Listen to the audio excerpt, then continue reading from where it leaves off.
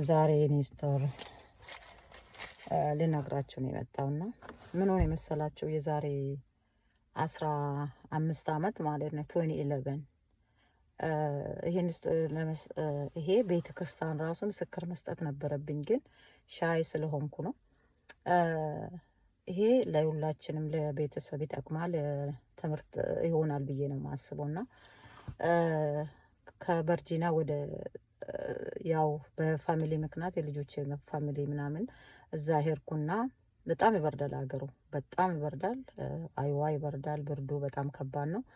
እዛ 6 ወር እንደተቀመጥኩ አንድ በሽታ ያዘኝ። በሽታው በጣም ከባድ ነበረ እና በሽታው ምን እነግራቸዋለሁና ምን እንደሆነ ከዛ ይሄ በሽታ ሲይዘኝ አላቅም። ሆስፒታሉን እሄዳለሁ። በቃ እዛ ከሄድኩ በቃ ሰውነቴ በቃ ይከብደኛል፣ እዚህ ስር ያመኛል፣ ሁሉ ጊዜ ጡቴ ስር ያመኛል ምናምን ይሄ ምንድን ነው ብዬ በቃ ሁሉ ጊዜ እና እኔ በጣም ጎመን ይወዳለሁ፣ ጎመን ይበላለሁ ምናምን አላግበኩም። እና ምን ሆነ መሰላችሁ? ሌሊት ነው እዛን ሰዓት ልጄ ገና 16 ዓመት ሆኖ ትልቁና እሱ ገና መኪና ለምደዋል። ብዙም አይደለም፣ እኔ ምነዳለሁ፣ ግን በዛ ሰዓት ብዙም አይደለሁም ማለት ጥሩ ነኝ። ከሱ እንትን እላለሁ። እሱ ደግሞ ያው ትልቅ ስለሆነ እንዲማር ፈልጌ ራሱ ነው እሱ አወቀ ሳንትና አመመኝ። ሌሊት ምን እንደሆነ ሌሊት አመመኝ። በቃ በጣም እንትን አለኝ። ተኛው። ስተኛ እውነት ይሄው እግዚአብሔር ምስክሬ ነው፣ አንድ ቀይ ሰው ነው በቃ በእልሜ መጥቶ ተነሽ የሚለኝ እንትን አለ። ስነሳ እዚህ ስር ልሞት ነው በቃ አመኛል፣ ይጠዘጥዘኛል። ስንት ሰዓት ነው? 9 ሰዓት 9 ነው። ከዛ ልጅ ያልኩት አይዋ ነው ይሄ ልጅ ያልኩት ቾል ቀሰቀስኩትና ቾል ያ ቾል ማለት በነሱ ወይም ማስረሻ ወይም ምትኩ ማለት ነውና ቾል አልኩትና እና ሆስፒታል ወሰደኝ። በጣም ስኖ ነበረ፣ በጣም መጥፎ ስኖ ነበረ። እነሱ ለኔ እንጃ በጣም በቃ ያመኛል። ከዚህ በፊት ልጄ ሲሞት በእልሜ ሰው ስለመጣብኝ ይሄ ምንድን ነው ብዬ ደነገጥኩና ማለት እግዚአብሔር ነው። ይሄም ቀይ ሰው ልጄ የሞተ እንትን ያለኝ እሱን ደግሞ ሌላ ጊዜ ነግራችኋለሁ። ግን እና በጣም እንትን ብለኝ ከዛ ወሰደኝ። ሲሄድ እዛ ምን ሆነ የመሰላችሁ? ምንድነው አሉ። በቃ እዚህ ጋር ያመኛል አልኳቸው። ወሰደኝ። እሱ ልጅ አይደለም ትምህርት ቤት ሄዳል፣ ነገ ተመልሰ ሂድና ተኛ አልኩት። በኋላ መጥተህ ትወስደኛለህ ወይም ደግሞ ሌላ ሰው እንትን እላለሁ ብዬ ትንሽ እንትን አለ። አንድ ልጅ ነበረ። አሁን እሱ ልጅ በሱ በሽታ ታሞ እዚህ በጣም እንትን ነው ልነግራችሁ ነውና እዚህ ጋር በጣም ነው ያመመኝ። ምን እኔ ቡአ በኦሮምኛ ቡአ ምንድነው በአማርኛ ምን እንደሆነ አላውቅም። ቡአ መውረድ ነው እሱ መስሎኝ ነበርና እንዲህ ያደርጋለሁ አይደለም። ዶክተሩ ሊወጣ ነበር። ከዛ እንትን ይለኛል በቃ ያደርገኛል፣ ውጋቱ እንትን አለኝ። ከዛ ቶሎ ወሰዱኝ፣ እንትን ውስጥ ከተቱን። ሲወስጥ ምንድነው በሽታው ብላክ ክላድ 24 አወርስ ልትሞቺ ነበር ያለኝ ዶክተሩ በዛን ሰዓት ማለት ነው። እና ልጆቼ ደግሞ በዛን ሰዓት ምንድነው አባታቸው ሞቶ በ3ኛ ዓመት ደግሞ እኔ ላያጡ ነበር። እግዚአብሔር ግን ለሰው ብዙ ነገር ያደርጋል። እግዚአብሔር እንትን አለኝ ልነግራቸው ነው። ይሄ ልጅ ሱዳን ነው አውቃለሁ፣ ትንሽ ነበረ እዛ ከአኩማ ልጄን ይሄን ትልቁ ቤቢ ሲት የሚያደርግልኝ ነበርና እሱ አለቀሰ። በቃ እኔ ላይ ቁጭ ብሎ ቤተሰብም እንትን አላለ። ልጆቼ እንትን ምንድነው ላለው በቃ ይነግረኛል፣ ማንቾል ይለኛል። በጣም መጥፎ በሽታ ነው፣ አይዞሽ እግዚአብሔር አለና በቃ እንትን የት ነው ወሰዱኝ? በቃ ሞሞቹ ሆስፒታል ነው እንትን ውስጥ ነው የተከተትኩትና ማንም መጥቶ አይጠየቅኝም። እዛ ለ3 ቀን ሌሊቱ ሙሉ ዶክተሮቹ እግዚአብሔር ስጣቸው። አንዳንድ ጊዜ ዶክተር ነርሶች እውነት ከእግዚአብሔር በታች እነሱ እንትንና ይሄ ለማንም ተናግሬ አላውቅም።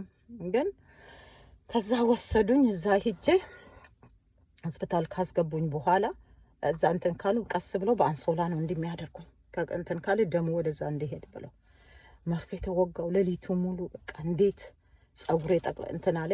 በአንድ ቀን ሌሊት 2ኛ ቀን ጸጉሬ መርፌ ተወጋው። መድኃኒቱ ተሰጠኝ። ያነቃነቃል፣ በቃ ያነቃነቃል። በቃ ለምሴ ልትወጣ ሌሊቱ ሙሉ እያደረገኝ። አሁን ነርስ ይመጣሉ እንትን ይላሉ። እዛ ጠዋት እንትን አሉ መጥቶ ዶክተሩ ሌሊቱ ሙሉ እንትን እያለኝ ከዛ ዶክተሬም ያው ሌላ ዶክተር አለችኝ እሷም መጣች። እሷ በጠዋት መጣች መታ እንትን አለች። ከዛ ማርታም በቃ መናገር አልችልም። ከዛ ልጁ በቃ ሌሊቱ ሙሉ ሊሄድ ነበር። ይሄ ሱዳኑ አሁን ይሄ በዚህ በሽታ የታመመ ልጅ እኮ ልነግራችሁ ነው። እና ሁለተኛ ነገር ከባድ ነው፣ በጣም ከባድ በሽታ ነው እውነት። እና ዶክተር እንትን አለኝ በቃ ሌሊቱ ሙሉ ልጆቼ አባታችን አጤን በሶስተኛ አመት ደግሞ አንቺ ልናጣ ነው ብሎ ሴቷ ታለቅሳለች። በዛን ሰዓት ሺ ዋስ 14 እና በቃ እኔም ልጆቼን ጥዬ ከዛ ምጥዋት መድኃኒቱ እንትን ያለ እዛው 5 ቀን ኮማ ውስጥ ነበርኩ ማለት ኮማ ሆስፒታል ውስጥ ነበርኩና እዛ ከዛ በኋላ ምን ሆነ እና ደጌ ፈዳላ ጥሩ ትዋቀው ምስክር ይቆት ማል በቃ ሁሉም እንዲሰማ በአማርኛው በሰባ እንትን አንደርስታንድ ባታደርጉ ነው አማርኛ። በዛው ምን ሆነ ልጁ ሌሊቱ ሙሉ ከኔ ጋር እንትን አለ። ሄደው ቤተሰብ አሉ የልጆቹ አባት ቤተሰብ እናት የለኝ አባት የለኝ እዚህ ያለ ልጆቼ እና ልጆቼ ማን ያሳድጋል? ልጆቼ ማን እንትን አላን። ጠዋት መጣ ዶክተሯ እንትኔን ወሰደች። ማን ነው ልጆችሽን የሚያሳድግ አንቺ ብትሞች አለ። ምን እኔ ሞታለሁ እንዴ? ምንድን ነው በቃ እንትን አለ ልሞት ነው ነው ዶክተር ብዬ አይደለም ግን ድንገት እንኳን ታሩ ልጆችሽ ማን ያሳድግልሻል? እነሱ ልጆች ለማንም አልሰጠው ለትልቁ ልጄ ብዬ ነው የፈረምኩት።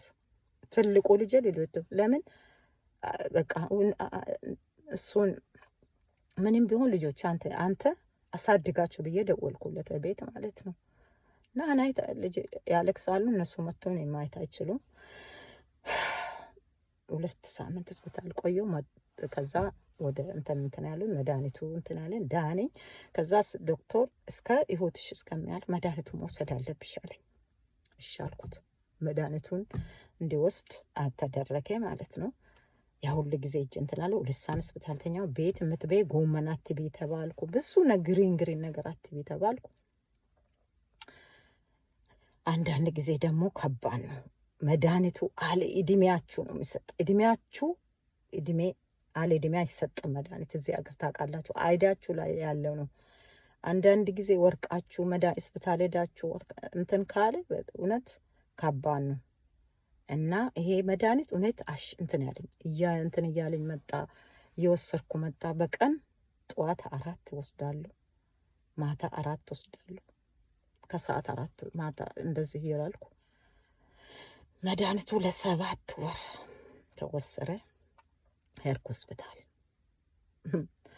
እመቤቴ ምስክሬ ነው። እግዚአብሔር አልኩ እኔ ገና ነኝ አልኩ። በዛን ሰዓት ገና 40 ዓመቴ ነውና እግዚአብሔር አልኩት ይሄን የዛሬ አሁን እድሜ ሄደዋል 55 ነኝ። የዛሬ አመት አልኩት እግዚአብሔር እውነት ይሄን ህይወቴን አንተ ትቀይራ። ይሄን መድኃኒት አልወስድም እኔ እስከ ዘላለም አንተ ታድነኛለህ አልኩ። ለምን ሁሌ በዕልም መጥተህ የምታድነኝ እግዚአብሔር ታድነኛለህ አልኩት። መድኃኒቱን እንዳልወስድ ዶክተር በ7 ወር በኋላ ሆስፒታል ሲሄድ ምንም የለሽም መድኃኒቱን አቆሚ አለ።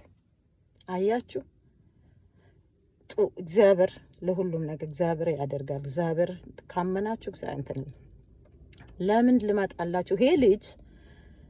ይሄ ልጅ አሁን ታሞ እጁ ተቆራርጦ ይሄን በሽታ ማለት እዚህ ነው ያለ። እሱም እዚህ ነው ያለ። ደግሞ እሱም እዚህ ልጆች አሉ።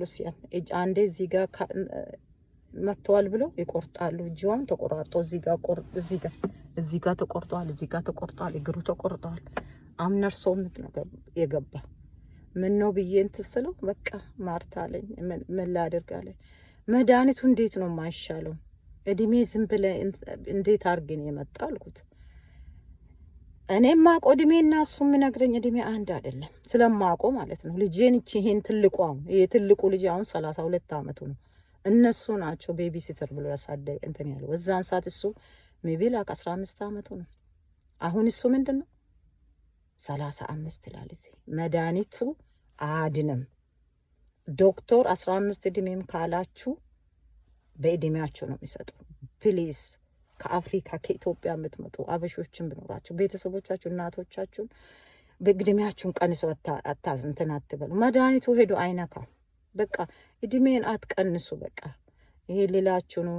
ይሄንን እንትን ከወደዳችሁ ኮሜንት አድርጉ፣ ስለ ልጄም ደግሞ የሞተው እንዴት እንደሆነ እግዚአብሔር በእኔ እንትን እንዳለ ሻይ ስለወርኩ እንጂ ብዙ ታሪክ አለኝ። ብዙ ታሪኩን በእንትን ላይ መናገር ይፈልጋለሁ። እግዚአብሔር ቤተ ክርስቲያን ግን ማይክሮፎን ይዤ መናገር በቃ አልችልም። ለምን በቃ እንትን ይመጣል፣ ማልቀስ እንትን ይለኛል። ለምን ማስታውሶ ስደት ላይ እነዚህ ልጆች ስደት ላይ ያደጉ እግዚአብሔር ግን አድኖ ልጆችን እስከ ዛሬ እኔ እያንከባከብኳቸው ይሄው አድጎ ትልቆ ነው። እነሱም ልጆች ወልደዋል ማለት ነው። ይህ ዛሬ ኤሴ 2011 ነው።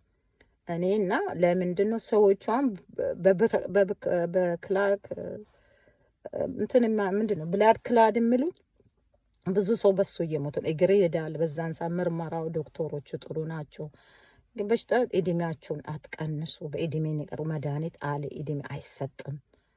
እናንተ 15 እኔ አሁን በዚህ እድሜ 18 ዓመት ዶክተር ምን አገባ በ18 ዓመት ብሎ ነው መድኃኒቱ የሚሰጥልኝ። እሱ መድኃኒት ሄዶ አይን ካለ አሁን ይሄ ልጅ በቃ በጣም እየተጨነ አሁን ነሶም ሆም ገብቷል። እሱ ከሆነ 49 ዓመቱ እኮ ነው። እኔ ብበልጦ 5 ዓመት ነው ብበልጦ ይሄ ልጅ ስለማውቀው ማለት ነው። ይሄ ይሁን በቃ ይሄ ነው ችግርና ይሄ ልነግራችሁ ነው።